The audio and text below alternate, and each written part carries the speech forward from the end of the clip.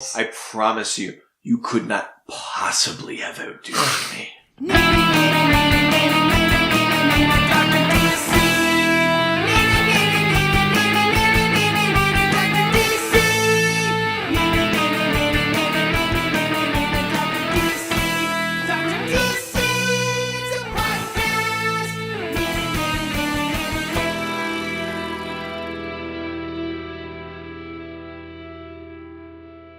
Welcome to the Dr. DC podcast. My name is Colin, and next to me is the doctor himself. Hello. And as always, we're joined by our producer, Richard. Ahoy, hoy. And his babysitter, Jessica. You mean my wife? My wife. That's my wife. Nobody talked to my wife. I didn't kill my wife. No, you can't. This isn't Gone Girl. That's... No, Did she die? John Mulaney. Yeah. Yeah, she... No, she ran away. Didn't Okay, she? cool. So each week we talk about the weird and wonderful world of DC Comics and movies while fielding questions from listeners like you. While On the 11th day of DocMas, the doctor gave to me 11 Ukrainian Popeyes, 10 reads were bleeping, 9 gavel bashing, 8 Alfred's killing, 7 intro singing, 6 Collins decaying, 5 Morrison screams, 4 edit points, 3 Fernay Broncos, 2 bad impressions, and some comic books from DC. And in news, Ben Affleck may retire as Batman after Flashpoint. Yeah, so the news is that Batman, Ben Affleck is basically like a lock to play Batman in the Flashpoint movie, but that Matt Reeves is looking to recast the role for the Batman movie, which will happen afterwards. I saw someone posted John Hamm should be the new... Well, I think John Hamm is interested, I think was the idea, yeah, which I'm totally behind. But basically, what I think this in general means, and I mean, obviously, we get sort of conflicting news reports all the time, right? But I think in general, what this means is that they'll use the Flashpoint movie and the Flash like messing with the timeline to recast Ben Affleck. I mean, you don't have to. You can just recast someone and just say, like, just go with it, audience. But They've done it before. yeah, they have done it before. But I think they're going to try and use Flashpoint as, like, a story reason why someone different is Batman, basically. Which is understandable, and I'm okay with that. I mean... Yeah, I mean, we don't really know, like, the reasons behind it. It's just that Matt Reeves doesn't like Ben Affleck as Batman, or if Ben Affleck doesn't want to play it anymore, or what's happening. But I think we're basically confirmed that Ben Affleck is in Flashpoint, and then moving forward, it's probably going to be someone else under the cowl. The main rumors have been John Hamm and Jake Gyllenhaal, but I don't really know where that's going. It's probably going to be neither, or someone else. Yeah. That's true. Like, You know, judging by how we I don't usually really are see when we try and either of guess them these working things. out, Yeah. to be honest. I would love John Hamm. I think that would be I don't amazing. think he fits, to be honest. Really? Nope. Not even a little bit. For any particular reason? Or? Well, just like look at him in Mad Men. Like it's, yeah, he can play Bruce Wayne. He's a sad rich guy. Isn't that like the epitome of Bruce Wayne? He can't, yeah, but he can't play Batman. He's old, though. He's old, though. But that's how Ben Affleck is playing. He's that an guy. old, he's a year older than Ben Affleck. But are they recasting him to make him younger, or they're recasting because they need to get rid of Ben Affleck? Who That's a cares? good I guess that Who like the knows? answer to that is will. I want it to be Batman we Beyond. find out. Make it Batman Beyond. I know you want that so badly. So we're gonna go to questions. Let's do it. Kyle Clark is on Twitter again. Oh, Casey. He's on Twitter like Donald Trump's on Twitter, like all the time, though. Oh, don't make it that. No? Okay. That's okay. You okay? I'm just sleeping. Are you sleepy? Yeah, sleepy? Me had lots of boozy, sleepy. So Kyle Clark says, Damian Wayne, yay or nay? Generally, I mean, as a character in the mythology, yay. Do I enjoy reading Damian stories? Nay.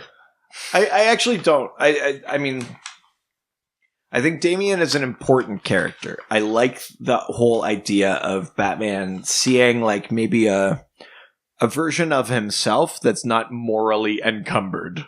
You know, like he's raised by the League of Assassins. Damian just sees what he's doing as like his holy mission. He doesn't care if he has to kill someone or something like that. He sees it as justice. And I there's something important mythologically speaking in terms of Damian existing. But do I enjoy reading about like a morose, violent 9-year-old? Not really.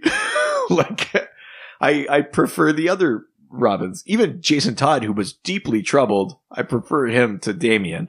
I find Damian a little bit grating, maybe a little bit one note, but I do appreciate his like mythological importance. I would certainly never want to write him out of existence. But I don't necessarily love Damian's stories because of that.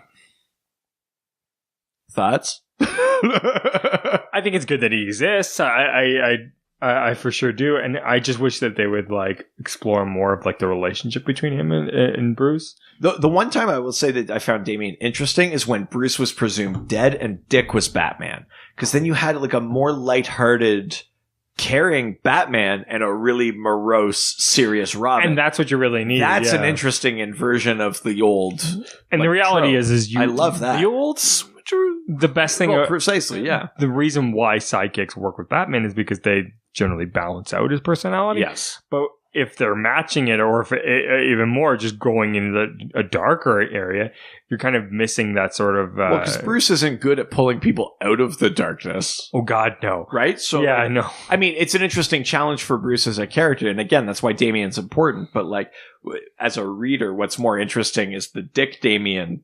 Like Batman and Robin, because that's the one where you play like different types off each other. I definitely agree with that.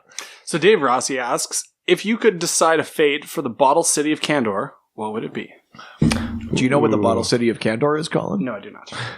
So I don't think we've ever talked about this. I actually don't think we've ever talked about this, yeah.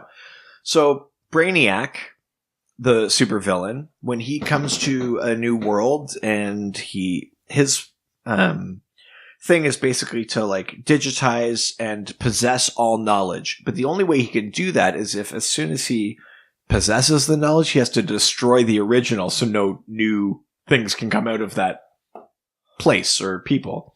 But he does keep bottle versions of little places. So Kandor is a city on Krypton that Brainiac shrunk and stole, basically.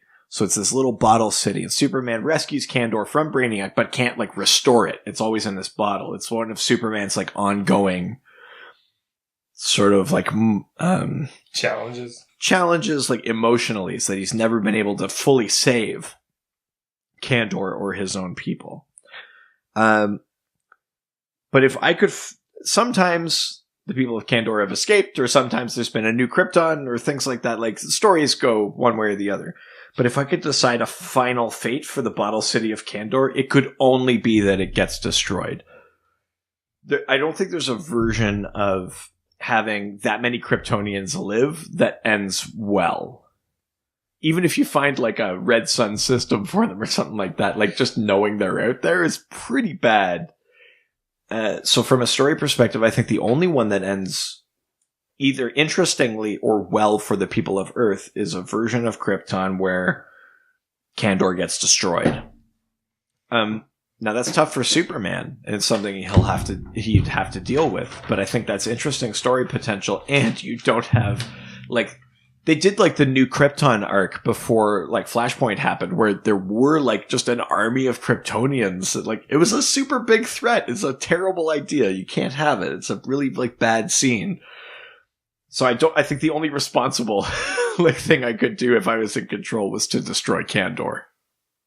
Wow. I know, that's a really horrible thing to say. There's just innocent Kryptonians. Went to genocide. Oh, drink. We called it in episode 1. We're doing it. Genocide. Boom. Hold on. The thing that I was totally smacked down for in the first couple episodes. I know. But like, it wouldn't be like by firing squad or something like that. It'd just be like, it would be great if like in the process of trying to free them from Brainiac, it just didn't work. Like it's no one's particular fault, but they just don't survive. You know what I mean? Like I don't want Superman to have to heat vision them out of existence or something like that. Like just something where like there's no real blame to be assigned. Well, on that note, the Doctor will be back after this quick break.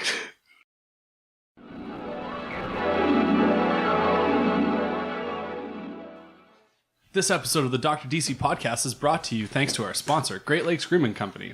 They sent us some products to try, and they are awesome.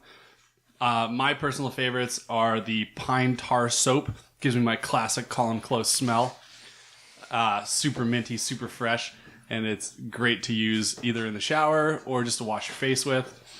And I also tried their lip balm, which helps keep my lips looking pretty sweet.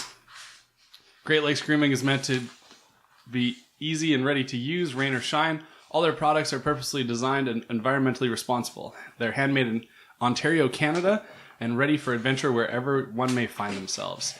And for you lucky listeners, you can get 10% off on Great Lakes Grooming's regular price products by going to www.greatlakesgrooming.com and using the promo code Dr. DC Podcast. That's www.greatlakesgrooming.com, and the promo code is DRDC Podcast. And now on to the show.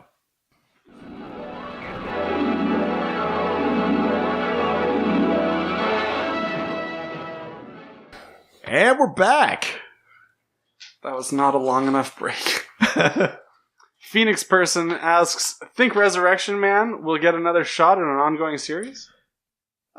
Short answer, yes, eventually. He's had a couple already.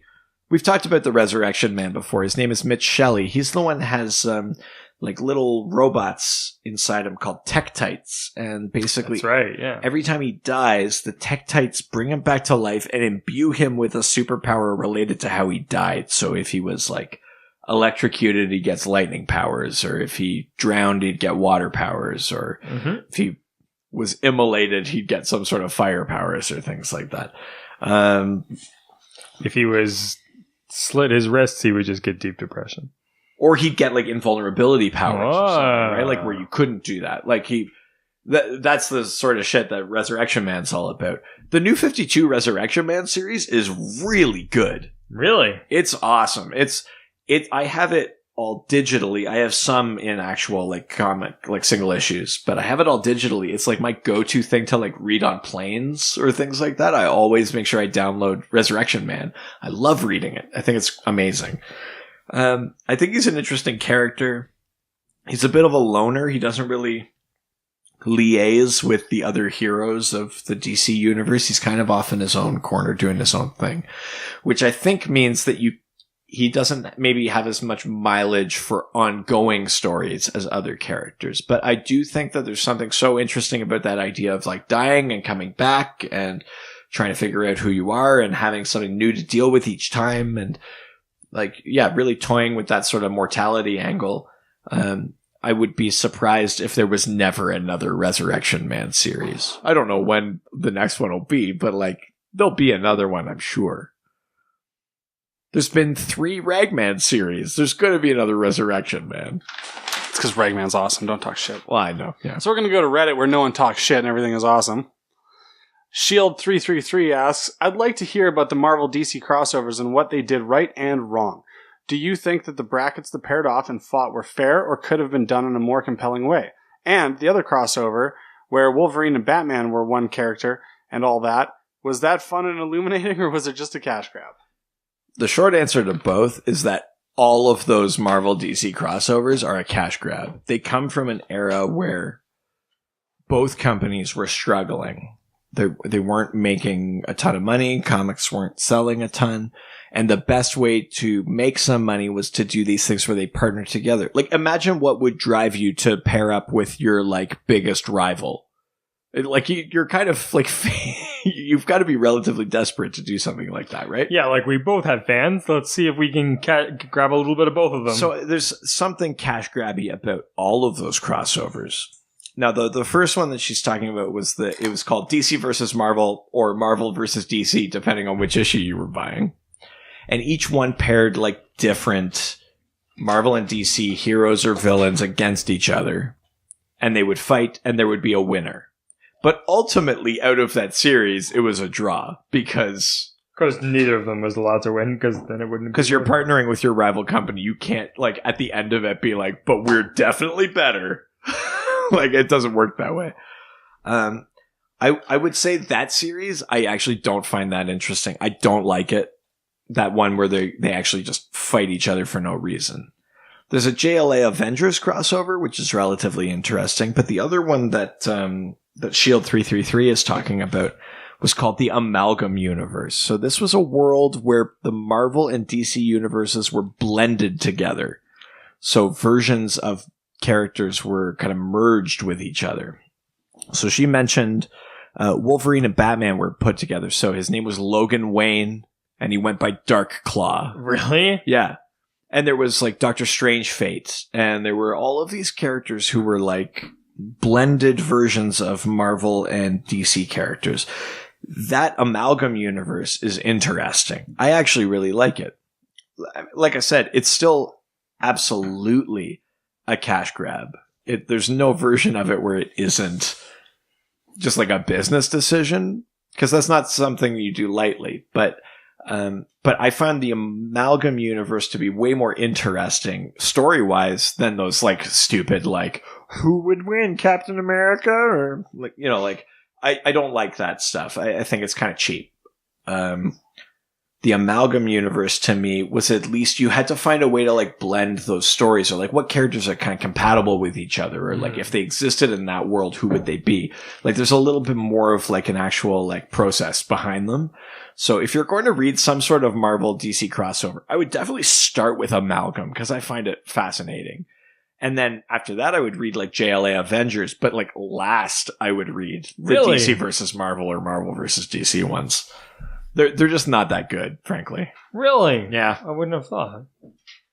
I mean, those ones are the most transparent cash grab. Like they're just there to sell comics. There's not very much actual story there. JLA Avengers at least masks it in a bit of like well, they have to team up for this. That was my John Wayne impression for some reason. Not like, whoa. All right, Pilgrim, we've got to team up for this. Oh, poor John Wayne. Right? John Wayne Ballett. Yeah. I think we covered that one. Sweet. Man, we're just blasting through these episodes, you know? We're doing it. We're almost there, boyos. What are we, next one's what? Is that, are we at 12? The next one's 12. We're almost there. Oh my god. Well, I hope you guys have enjoyed this so far. We've been recording for 3 days. Yes. I hope you enjoyed I hope you're about to enjoy your Christmas. Oh, yeah. We're 2 days away from Christmas. Yeah. I hope you guys are ready for it.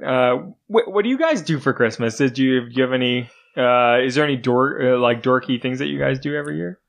A dorky thing that we do at my house is we play Christmas charades.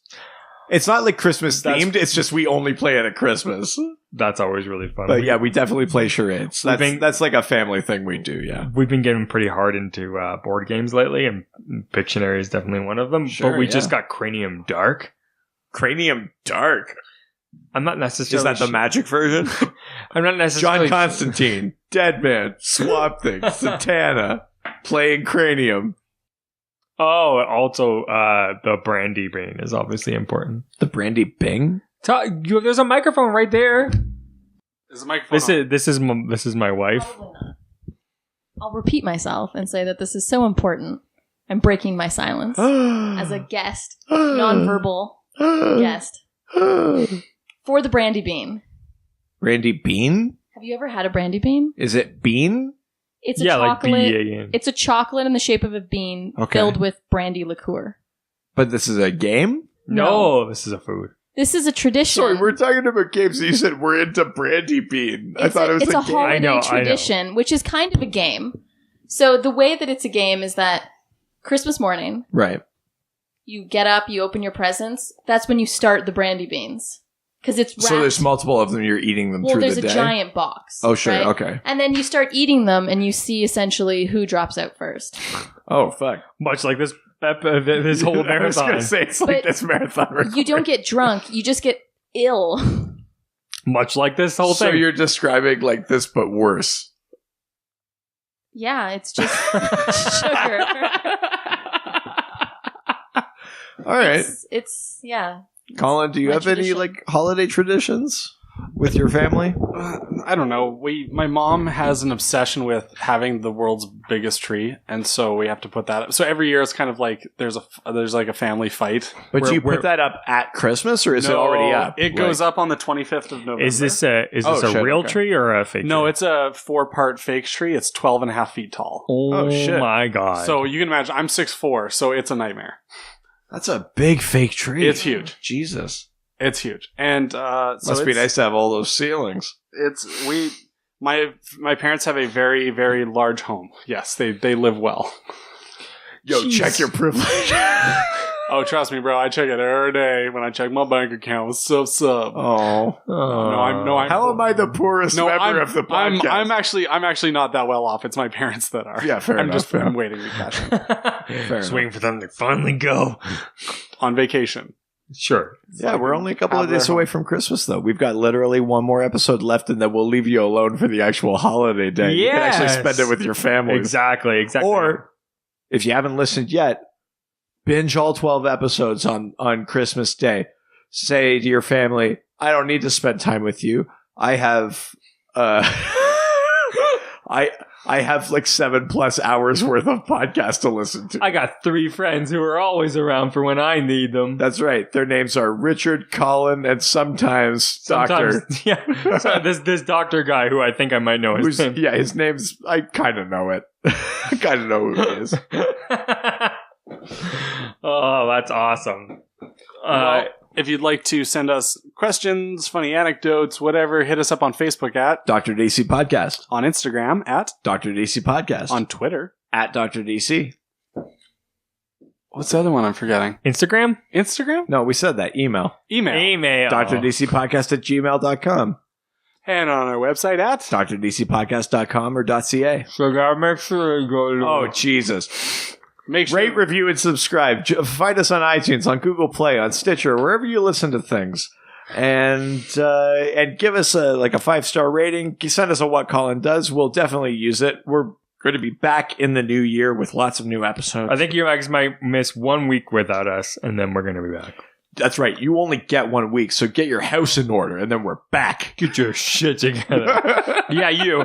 I know. That's what that means. Get your house in order. You've been working a job you don't like. You've been fucking walking to work and then taking transportation every day. It's time to get your shit together. Do something There's nothing you wrong like. with taking transportation. No, shut your mouth. Okay. Yeah, you need to get your shit We've together. lost Richard. You're listening to He's me. You're gone listening deep to me side. right now. Richard's you understand. reached peak nog. You need- He's peak nog. He's nogging out. You man. know who I'm talking about. Oh God, he's nogging it out. You're not happy with Quick, your end life. the episode, Colin.